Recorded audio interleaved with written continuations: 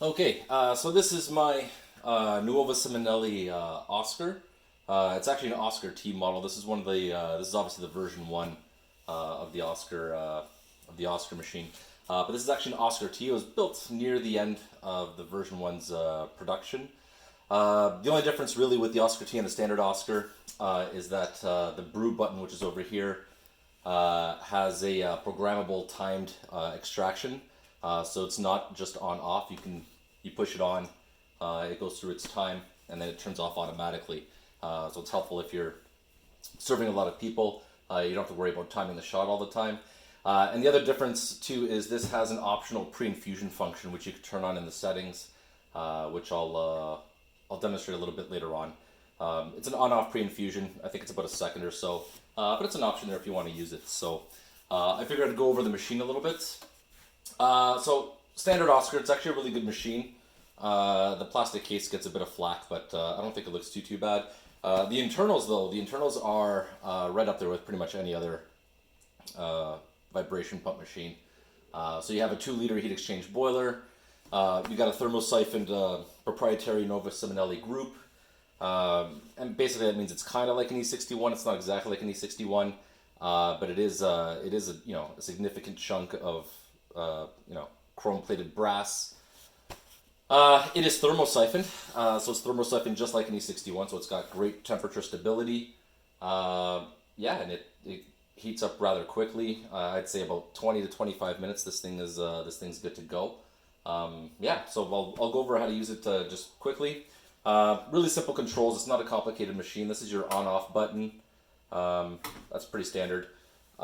This machine, I'll go over a little bit later on, but this machine has a vacuum breaker valve, so if you want, you can put this on a Wi-Fi timer and have it turn on for you in the morning, or through your Wi-Fi, however you set it up. Not like the original Oscars, they didn't have that. This is obviously your brew button, which I mentioned was programmable before. This is your steam knob. I'll get to that in a second as well. Just for the lights, this is obviously your on-off light. This light turns on when your extraction is going. Not sure why you'd need it, but it turns on. This button down here is when the heating element turns on in the heat exchanger. It just turned off right now, and it cycles on pretty fairly frequently. Sorry, usually holds steady at about 1.1 bar, and I'll get to that later on as well. And then this guy up here, this light is the low water sensor for the tank. When it turns on, the machine stops heating, and it stops functioning, really is what it does. It shuts down so that you can't burn out the heating element, which is an excellent feature. But the water tank's back here. I'm not going to pull that out because it's underneath the cabinet. It holds about 2.3 liters, I think was what the spec was.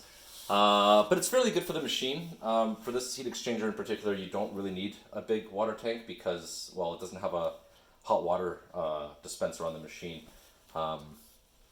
So when it comes to just for brewing and refilling the steam boiler whenever it needs, it's more than adequate. Okay.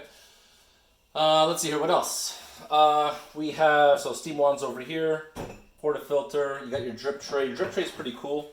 The insert you can flip back and forth depending on what size cups you need. I prefer the lower grate just because I can put a cup in there and it doesn't take up as much room. Gives you a bit more room, but it works great. Nice little feature.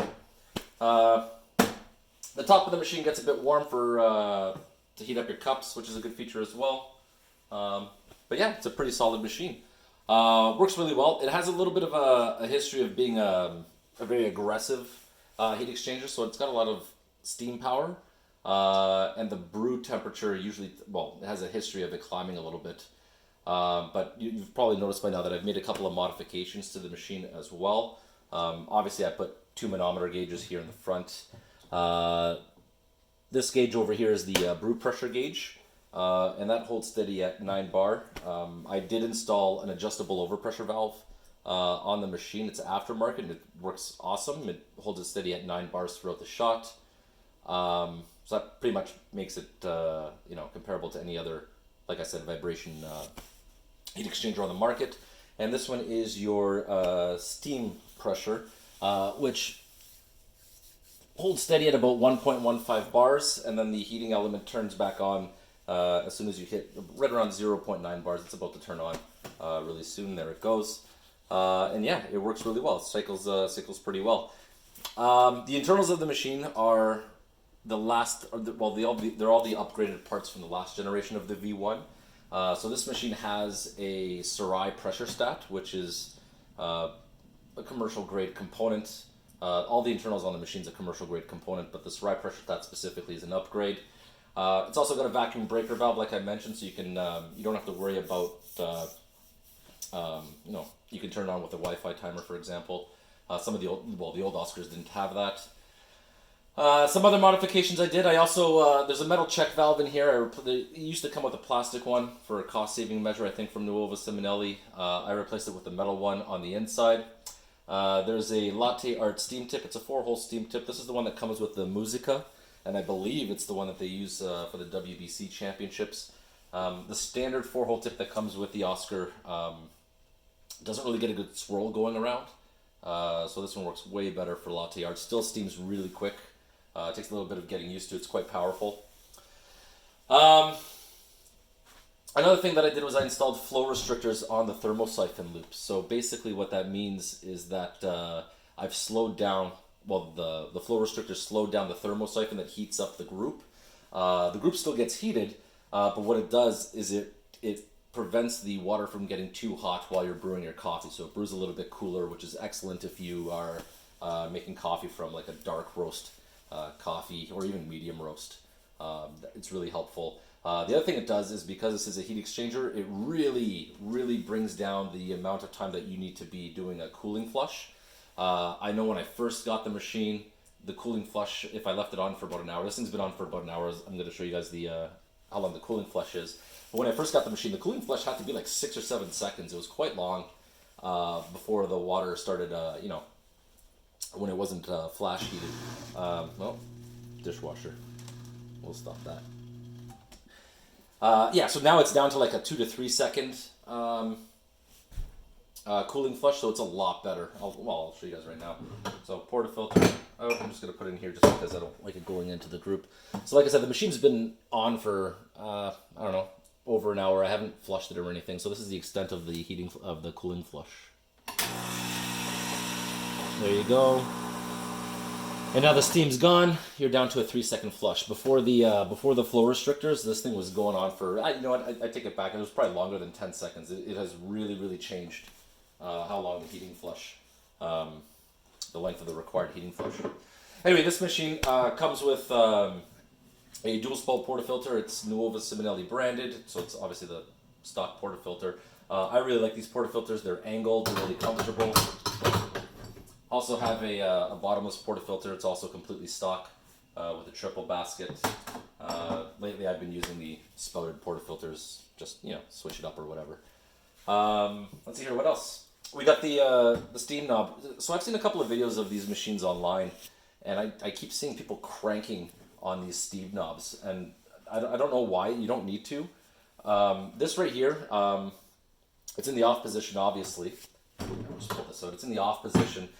You can toggle it on it. Well, sorry, you can throttle it, meaning that you can just open it halfway and full, But literally, from the amount of turn that needs to happen between completely off, which is right here, to completely on, is half a turn. And it's got really good steam pressure. It really heats up it really steams your milk really quickly. It is not a no-burn wand. Not necessarily a bad thing. There's a lot less condensation in there, and it keeps the temperature a lot hotter, which is one of the reasons I think this thing steams so quickly. Don't know if I mentioned, but all the piping inside is copper, including the boiler, which is really good at keeping the heat, and that's partially why you have such good steam pressure on an Oscar. So again, on a lot of the videos, I keep seeing them cranking this down just because the knob goes that far, but you really don't need to. It is literally, this is completely off, that's completely on. All right, so I'll do a little bit of a demonstration soon enough. The group's also upgraded as well. This being a really popular machine, it's got the IMS competition baskets and shower screens available too for it. So so just to demonstrate the machine, this is the Eureka Mignon Specialita. It is a Specialita. That's your autofill for the. That's the machine's autofill, so it doesn't burn out the boiler, which is a great feature. It's a step up, obviously, from a single boiler dual-use machine, so that comes on every once in a while. Eureka Mignon Specialita, a great little home use grinder. I absolutely love this grinder. I've recently upgraded from it, but I upgraded it to a pretty high end grinder. And I'm going to be honest, the difference in the in the cup result isn't that different. It certainly doesn't justify the price difference. I upgraded to a Malconic Peak, which is a great grinder as well, obviously. But for a home use grinder, this thing is awesome. Yeah, it's got the square hopper. You got your knob here to change your grind setting. It's stepless and it's actually really accurate. It takes a little bit of getting used to, but it's a really great system. The touchscreen is really responsive. You have 2 programmable doses. If you push the 2 buttons together, you do a continuous dose, and if you hit the plus and minus buttons together at the same time, you can lock out the time so that nobody can adjust it. I don't know why you'd have that feature, but it's there. Really simple to change your grind setting. If you hold the button, it goes really quick. You can also tap the button. You don't need to save it or anything. You just leave it on whatever you want, and you're done. So that's really good. The burrs are super easy to clean. There's no threads or anything. The topper comes completely off. You can clean the grinder when you put it back on. Your grind setting's not changed. So that's awesome. You only need, I think it's like 4 screws that you got to take off for you to take off the burr carrier, which is awesome. Portafilter switch. You have an adjustable fork right here. It comes out. I got rid of the garbage Specialita sticker that they stick on all these machines that, I don't know, it makes it look cheap. I don't need to know that it's a Specialita. You can tell by the portafilter fork and the screen that it is. And it actually does a pretty good job of holding your portafilter in place. So I'll use this one. Normally when I use this machine, I'll just grab my portafilter. I use a portafilter funnel just to keep things nice and clean. You can find these almost anywhere. They're not that expensive. They're like $10 or so. And whoops, didn't want to grind. Anyway, you just push it in right there, and it does a really good job of holding your portafilter. I've had a couple of other grinders where holding the portafilter is a bit of a struggle, so this one works really, really well. We're going to get rid of that. Yeah, so I was going to pull a shot with this, see how this goes. The machine is a bit on the noisier side. This is one of the original heat exchanger vibration pump machine.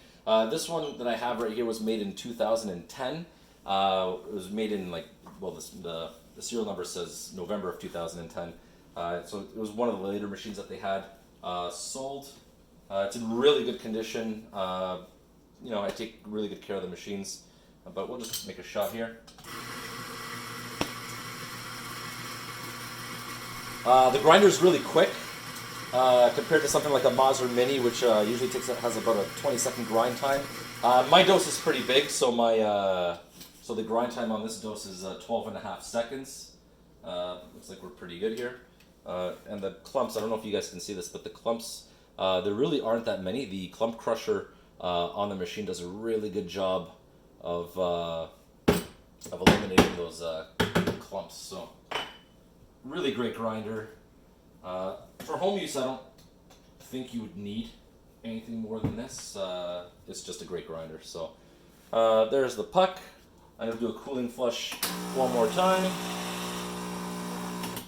The machine does heat up quickly. It is quite powerful. But yeah, I don't have the pre-infusion function selected on this on the machine yet.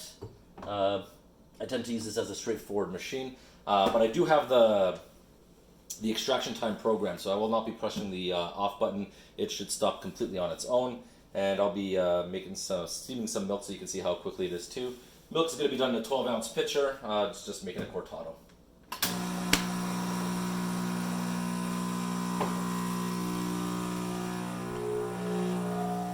So you can see from the pressure gauge here that it's at 9 bars, and obviously with the heat exchanger you can steam and brew at the same time.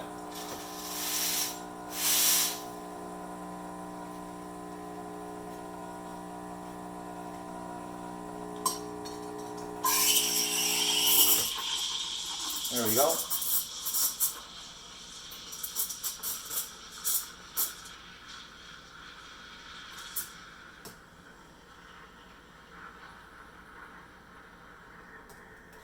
And that's it. Milk is hot.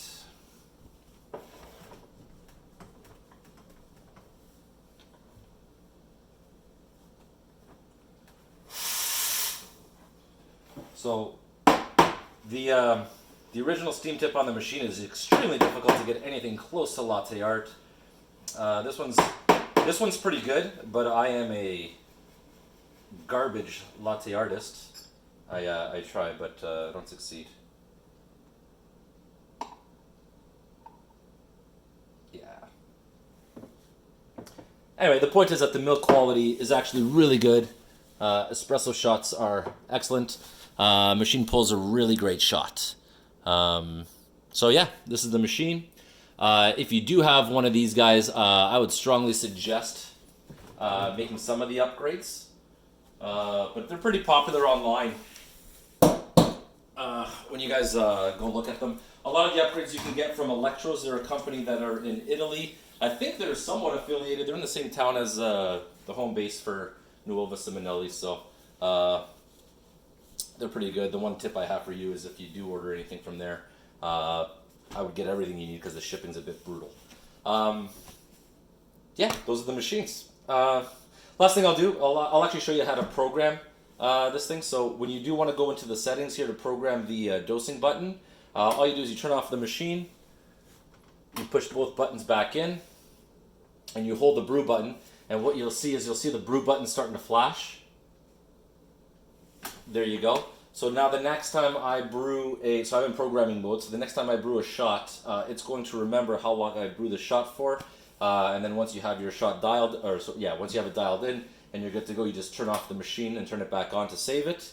If you want to turn on the pre-infusion, it's the exact same process. You hold in the brew button, push in the power button, and instead of the brew button flashing, the other button's going to flash. So you just have to hold it on a little bit longer.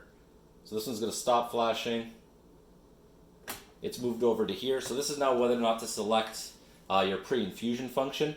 This right here means that it's off. If you push this button again and this button turns on solid, that means that it's on.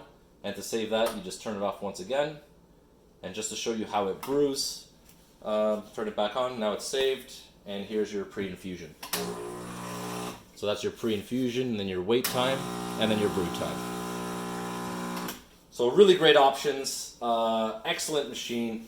If you ever have the option between, if you're trying to decide between buying something like a Rancilio Silvia brand new or finding one of these machines used, I strongly suggest one of these machines.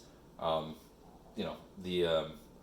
started off with a single boiler machine, and it didn't take long to get sick and tired of the wait between brewing and steaming. So excellent little machine. It's portable. I use it to take it to family members' houses for parties, just because I'm kind of turned into a coffee snob. So I'll bring this over. That's basically the extent of use of this bad boy over here. So yeah, that's the machines. Any questions, let me know. I'll be glad to respond. Thanks.